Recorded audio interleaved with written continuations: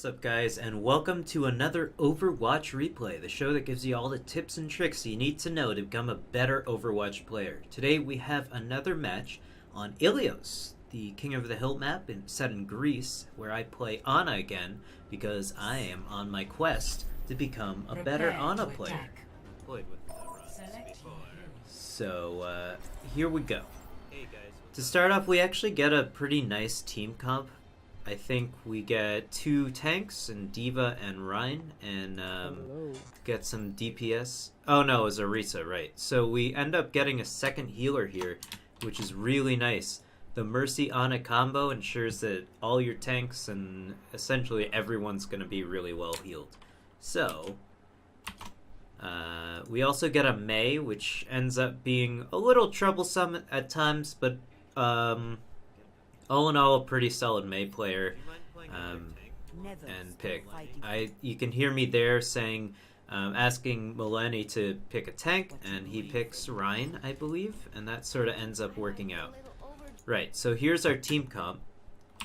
We have 2 healers, great, fantastic. No one's gonna die, right? Especially because we have Res with Mercy as well, which is super sick.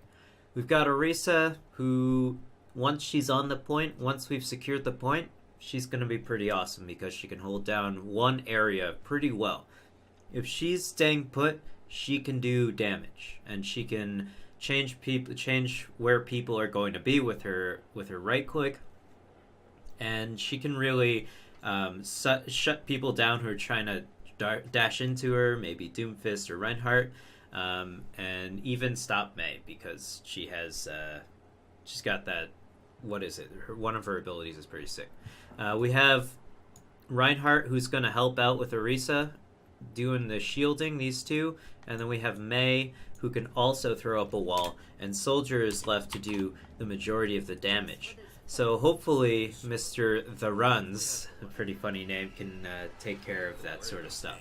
So, hopefully he can take on any Pharahs that come out. And I believe we got one who causes us some trouble. So, to start off, we basically just run straight on to the point. I mean, standard for this sort of level of play, we're at 1200, I think, SR. My SR is higher than that, but I somehow got paired with these guys. Anyways, Genji immediately comes around this way, and then right here, and then he just dashes straight into me. And that takes off 50 damage here, which is not good. And we've got our Soldier who's critical, but I don't really particularly have to worry about him because we've got Mercy to take care of that. So I need to heal myself because I don't want to waste any of Mercy's time, but I think it's not a bad move there. So when you have 2 healers, it's not, and you're playing Ana, or you have an Ana and you're a second healer, or you have a second healer and there's an Ana, it's not a bad idea to use those grenades more liberally on the enemy team to do damage and to stop their healing. But if you're the solo Ana healer, then you're going to be wanting to save those for yourself. In this situation, I was gonna die. I feel like I was panicking, so I used it on myself. But it's time to. Sometimes you gotta keep your cool. But in that situation, I would have died because the Soldier did some damage to me. Luckily, Mercy heals me, and I see that we've got a critical Mei over here who's being protected by this Reinhardt, which is nice for me, so I can take my time to go over there and help out. So I'm hoping Mei's backing up. It looks like she is, and so I come over here to intercept her in order to heal her. So as Ana, it's nice to hang back as much as you can, so that's what I'm doing. I'm not going onto the point. I could, if I needed to, if someone came this way, I've positioned myself in a way such that I can either go around and get to my tanks, or I can walk straight to my tanks here. So this is not a bad position for Ana to be in, not to mention you've got their main sources of damage coming through here, and they're basically all going to come around here, and then maybe 1 or 2 stragglers like Genji will come down here, who can actually potentially take me out if they're good enough Genji. So I take this time to do some damage. If you're a solo healing Ana, your priority should obviously be to heal. But because we have Mercy, I feel confident enough that I can throw out some damage darts in Wake to help out my team. Because it looks like we're going to need it considering Orisa's just standing still. We sort of end up, actually, both of our tanks sort of end up in this corner right here. And it sort of works out in our favor. They couldn't quite seem to break our shields, and we just ended up staying behind our shields, and that was really how we won this round. So Reinhardt's over there. I'm scoping in to make sure when he's backing up, because I know he's going to back up. There's no reason for Reinhardt to push in over here and start swinging his hammer. There's no reason for that. I'm fairly confident that Reinhardt's going to back up, probably come back this way if he's smart, and so I kept scoped up. Although I could have been flanked at some point, but I positioned myself sort of in the middle of my team, so I'm pretty safe. So you want to keep your healers safe at all costs. We have Orisa here. I see Genji over here. I call him out, you'll hear. And I tried to sleep him. I didn't know he was going to push back, but I saw he was pushing back. My goal was to sleep this guy. And I put my crosshairs here, obviously. I thought maybe he would push back this way. I was clearly wrong because he went this way. So you always want to, because of this animation for these, the sleep dart here, you definitely want to lead your shot, because there is a time associated with pulling up the dart and shooting it. Behind us. You hear that we got a Lucio behind us, as Genji is causing me some damage, but he continues to follow through, so he actually does end up killing me here. So this is really annoying, and I call him out, but he runs away. So Genji's really, obviously, this is almost entirely one of his purposes. So he's really good at singling someone out, taking them down, particularly people with 200 health. He's not too good at taking out tanks, although he can, and he can totally take out the healers if he singles them out. Genji's still behind us, I can hear that, so that Genji was missing his shots, luckily, and I call him out, and I don't think anyone turns around or anything, but we end up getting, I hear him, you can hear, and I also see his shots. You can see that sweet, those sweet shurikens there. So my goal right now is to get away from this. I could turn around and try to sleep him or do something, but my goal was to run to my team for safety. I think that was the safer plan, although I do end up running straight into Genji behind us. Zarya's ult. They could have comboed this. Genji had his ult, that would have been sick, but as soon, I assure you, Daisho must have been, this guy must have been holding down Q the whole time. He had his ult, he goes critical, and he knows some of us are gonna die, but I die first, fine, because I'm the lowest health there, and he ends up rezzing me, and we get out of the ult with no problems. No one did any crazy damage to us because we had a lot of shielding there. So that's sort of dampens their attack attempt there, which really sucks for them. They lost a huge resource there. So here's where Mei sort of runs us the gambits, right? So obviously we couldn't predict that Soldier was going to use it, but we could react to it because we can hear, I got you in my sights. So luckily I position myself, let's see where I am. I'm sort of bobbing in and out of cover here, and I'm using this pillar as cover for myself, and I want to make sure I get this healing done, right? So I'm focusing on these two boys with a lot of health, and Mercy is doing the same. So Mei sort of runs in there as well. Luckily doesn't put up a wall or anything, because right now we're starting to take some damage, and we hear that. So I try to keep Mercy alive. Luckily she doesn't go down. I'm surprised. They have some crazy strats here. So somehow Soldier, no, not somehow, Soldier just ran all the way around here, used his ult. We have Eugenio Kaioken coming all the way probably around here, or maybe in the choke point. And so basically he uses his ult. I put him to sleep, luckily, at the beginning of it, so he doesn't really do too much damage. And then Mei also reacting to the ult puts him up there, and now we can't do any damage to him. So because Mei put up her wall in front of him, we couldn't do any damage. Or basically, she pushed him up here, so he was actually fairly safe. He was all the way up here, asleep, Zing off, you know? Z. So, that really sucked for him. Well, sucked for me, actually, because now I'm dead, right? And then he just backs off to safety. No problem. Luckily, they didn't capture the point for any serious... They didn't capture any significant portion of the point. And we sort of end up holding that position pretty well, I'd say. Calling for healing. And also, I noticed watching this back, which is almost why I do this series with Yvonne, sort of help us to become a better Overwatch player as well. So you're not the only ones learning. So I noticed, and I've thankfully corrected this in my play. When I play Ana, I noticed that I was not using this ult at all, when I could have totally used it plenty of times. Ana actually builds her ult, I think, the fastest in the game. So you can be liberal with your usage of her ult. It's nice to so here I use it, right? So I had in my head that I wanted to pair it with someone else's ult, but whose ult am I going to pair it with? Reinhardt's ult, maybe, but no one's really communicating anyways at this ranking, so there's no point in trying to... I mean, I actually got lucky. This team was communicating a lot, so that's why we won, right? But a lot of people tend not to communicate. So as Ana, you sort of just have to read the situation and use it when you can. So if you see your Reinhardt's going in, or your soldier is going in first, and you need that person to have more of an impact on the fight, then just throw your ult on them. You're going to change the tide of battle. It's actually a very useful ult, the nano boost.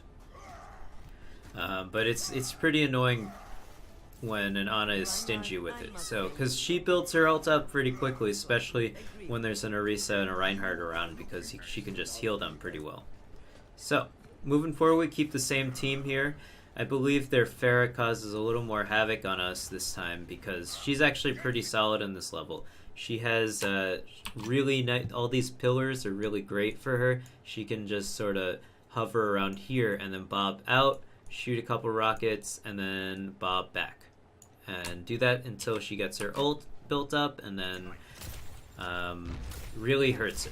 So I sort of decide to hang back, but this, let's say, so this is not the best positioning for Ana. You sort of want to be, you sort of want the formation of an L if you want to heal your whole team as Ana. So hopefully this doesn't look too much like a dick. I don't know. You want your team to, let's say your team's in a straight line like this, right? So how the hell am I going to heal this Reinhardt? How the hell am I going to heal anyone other than this Orisa? They're all in front of her, and I can't heal her. But if I was over here, and they're all lining up, let's say this is this part of the L here, and then I was over here, I could heal all of them if they just walk straight onto the point. It's pretty nice. If they're all just lined up like this, and I'm over here, I can only heal this person. But if I'm over here, I can heal this person, this person, this person, and this person. So that's sort of how you want to position yourself as Ana. You don't want to just stand behind your team. It doesn't really help unless you really need to be safe at that point. It doesn't really help. So as you can see, the Genji flanks though, which is why it's very dangerous to be on that side. And as you can see, I'm not very good at playing on PC yet. I'm still getting used to the push to talk function. So you see, that's why I stood still for that brief split second there, because I had to push the tilde button to talk. It's pretty annoying. I suck at this, but I'm getting better. I'm getting better, guys. I think I'm getting better anyways. So here, this Zarya just standing still. Who the hell fucking knows? She goes down, and someone calls out the Lucio. Fine, I throw a grenade on the point. Doesn't really help anyone, because I thought I was going to heal Reinhardt there. Genji is asleep on the left. I call up Genji. I put him to sleep, luckily, that time. And the best thing to do, unless you can assure the kill when you sleep someone. So let's go back. to that sleep. Get the Lucio. Here I throw this grenade. I was trying to heal the Reinhardt, but he gets out of the way, unfortunately. Would have been nice. I could have slept the soldier there. In that situation, he was standing still. The worst thing you can do in this game is stand still. But right here, I see a full health Genji, and I sleep him, which is nice. I land into the sleep dart. I get out of there without dying. Pretty sick. So I can continue healing my team. But because he has full health, I can't assure that I can kill this guy. Because he's probably, once he wakes up, he's going to spam his reflector, and that's going to be certain trouble for me. I could send my grenade on him. That would accept extra. Yeah, I could have thrown my grenade on him. Would have been fine, I suppose. But I don't think... I would have gotten him down to one more shot, probably before he woke up, but I feel like I was not confident that I could kill him. So I just called him out and just backed up. So this is also a solid place for Ana to be. It's a little hectic, can be very hectic in this U area, but if you have your team moving over here, you definitely want to keep them healed, and you can also look onto the point and heal people if no one's really looking at you to the left from the enemy team. So Mei throws out her ult as sort of a spacing tool. That's really good. It's a good use of her ult. Keeps them off the point for now. And now we hear our soldier throw out his ult. He gets Zenyatta. And he also gets soldier, which is pretty sick. And he's alive. I think over here, this was a pretty sick play. Also sleep the same Genji again. Yeah, I remember this. So I was pushing over here in order to increase the L formation that I was talking about. So if I'm over here and my team, I saw that my team was pushing up, so I wanted to support them. Of course they pushed back, so I could have backed up, but I wanted to support them. I thought they might have decided to push up a little more, but they weren't. And also I wanted to get a quick sleep on someone as well. I figured they wouldn't come through the door behind me. I wanted to get a quick sleep here. Just maybe Zarya, a large target, might run through, like their tank, for instance, and I figured I could put them to sleep and sort of stop their push immediately that way. So here, let's see if you hear... I think, yeah, Genji just uses ult. So he's over here, Deli Pants, he goes around, and he goes around this little square block here and comes over here. I know he's going to be in one position, so I decide to challenge it. And he uses ult without dashing first. So luckily, and also if you look at his health, he's very low. So I try to taunt him, get that mental damage. It's pretty important, guys. Whenever you're playing a competitive game online, put that mental damage in, you'll be fine. You'll be fine. But yeah, so unfortunately it doesn't really work out for me because I get killed by the soldier. I would have liked to see myself, instead of... I know I was forced this way by D.Va's ult, but as soon as it goes off, would have been nice to push onto the point or throw... It would have been nice to react to this, throw this down once it cools down and push onto the point to my team for safety, but instead I sort of just hang in this corner. I'm not entirely sure I would have made it at that point, so I wouldn't have been able to heal myself. I was just getting to safety and soldier cleaned up there, so that sucked for me. Anyways, we take the point, and that's 2 points for us. And there it is. Oh wait, that's a lie. I just lied to you guys. So I figured I have nano boost. Let's finish this right. I'm gonna put it on whoever I see first, and I put it on him. Not the best use of it, considering I just heard Transcendence go off, and also the Pharah is doing all this damage and is getting set up to use her ult to clean up. So she just gets 2 kills, along with Soldier getting a 3rd kill there. I think that was 4 kills in total, though. Really bad for us. But it's alright. I think we pretty much overpower them with Mei's ult. But luckily, our team decides to actually group up in this situation. Reinhardt here, just holding up his holding up his shield, hoping that we get a pick at one point. I think that's what most Reinhardts do at this SR. They like to just hold up their shield and stand still, or sort of bob side from side. It's not particularly useful, and I feel like they're just waiting for their team to just clear the whole team so they can walk through. It's not very useful. Reinhardt's really useful at advancing, giving your team that extra 2000 HP, and then helping your team move into situations that benefit them. So that's what Reinhardt users should use. Luckily, I push over here instead of my whole team, who decides to get caught up in this nonsense. Luckily, I didn't get caught in it, so I throw my grenade on it and start holding down left click. But yeah, that's sort of what happens here. I see someone's critical there, and luckily Mei actually freezes a Zarya, so that ult was completely nullified because of our teamwork, which was really awesome for us. I sleep the D.Va, who was actually just getting out of her mech anyways, and Mei just throws her ult on the point and cleans up here, and we pretty much win the match here. Or not win the match, but win this point. So yeah, Pharah's throwing her rockets in as a last-ditch effort, and that is the end of that. Alright, so let's move on to the last round. I think our team pretty much outplayed the crap out of their team, so lucky us, right? So here we go. We sort of split up here, and so I wanted to position myself behind my team. Again, in this L formation, our team is mostly going through here and then coming through here. And I figured if I'm over here, I can launch shots in through this door and through this door, mostly just through this door. So I'm going to be hoping everyone's in this area so I can heal them, or at least heal the people Mercy isn't healing. But of course, I think I was afraid.